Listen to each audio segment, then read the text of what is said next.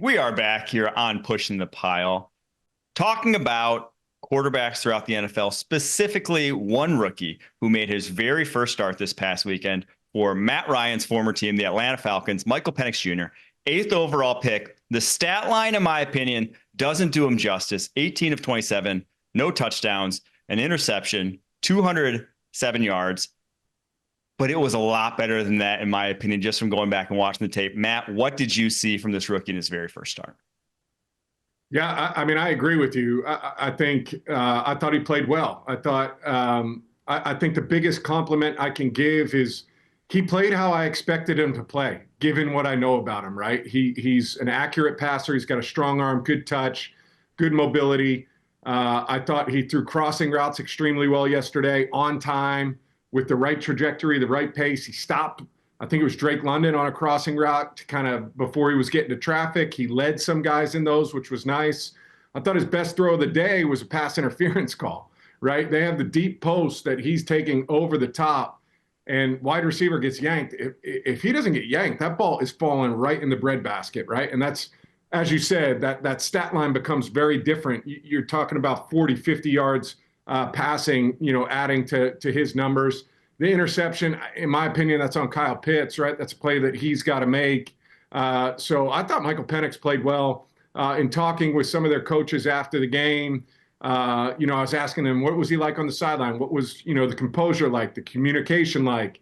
And they said he was excellent in that department. So I thought he checked all the boxes you want to see from a first-time starter, first action in regular season game, to go out there to be composed, to communicate with the staff, to be accurate throwing the football. I thought that was an A. I thought he did excellent yesterday.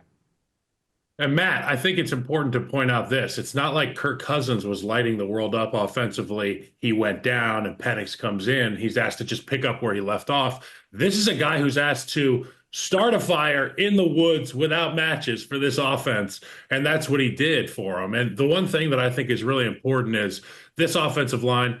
They would run the football 50 times in a ball game if you asked them to. You know your buddies on staff, and you know every offensive lineman you ever played quarterback for. We want to run the football. We understand that we have to throw it sometimes, but I think that with Michael Penix's ability to have that mobility and to threaten all edges of the football field, like we've talked about numerous times, it opens up things for the other stars in that roster. So when you take a look at the stretch game, now it's front side defensive lineman trying to box in Bijan Robinson. Backside ends can't pursue because Penix could come out the backside on nude boot. You've got a guy who can do everything. And I talked about this on the show yesterday. Him being left-handed presents so many different looks for that second level of the defense. They're so used to protecting one side of the field off of boot. One side of the field is definitely the priority for a right-handed quarterback. Now with this lefty, so many things are opening up, and it just looks better when a left-handed quarterback's out there. No offense to righties. I just wish that all quarterbacks were left-handed, Matt. Yeah, it's like golfers, man. Golf swings look better left-handed. I will say this, though. One of the things, and I don't want to pile on Kirk because, listen, Kirk's had a hell of a career, right? He's been a great player for a long time. And, Kyle, you and I talked about it on Tops yesterday, right? Aaron Rodgers is finally looking like himself coming off that Achilles injuries. And maybe that's the case for Kirk moving forward, right? Getting a full year healthy and kind of getting his legs back underneath him. But there was a deep out route that Penix hit yesterday that was thrown, and I like to say it's hugging the ceiling, right? So it's thrown high enough, but that's firm, and it just hugs the top of the ceiling and dropped in right where it was supposed to be. And that's something that the Falcons had tried to do, for the last 5, 6, 7 weeks, where they've had opportunities for balls on the sideline, and Penix made it look effortless. And I think that's one of the areas when we talk about exposing all parts of the field, Michael Penix can do that. I thought it was a good game plan, too. I didn't think they asked him to do too much. The defense played well, obviously 2 pick sixes, but running the football, some of the chunk plays off of it, it's a really good mix for a young quarterback to have success. And you saw the difference for the very first pass he had in the game. It was like a half roll to a deep comeback, like a 20-yard comeback, and it was incomplete. I think Raymond McLeod probably should have caught it. It was a great throw, but one, Kirk Cousins rolling to his left I'm not sure you even call a play like that because of making a 20-yard throw, rolling to his left. I'm not sure he would have had the gas to have it. So it's a concept that just like they couldn't have run, and he threw it well before the break on the route. So like two things you want to see from a rookie quarterback: the arm to do it, the anticipation to do it. He did it. And then 9 pressure dropbacks, didn't take a single sack. That to me is who he was in college. My favorite stat all draft season was that he took fewer sacks in 6 years than Caleb Williams did his final year at USC. And that's a quarterback. That's a quarterback stat, sacks. People want to blame the offensive line, but quarterbacks, as you know, Matt, because you were one of them, quarterbacks avoid sacks or they don't. Some guys bring it on themselves. Some guys don't. All Michael Penix Jr. on the quarterback. More often than not, was a guy that avoided them. You know as well as I do, Kyle, sometimes they're not. Throw it!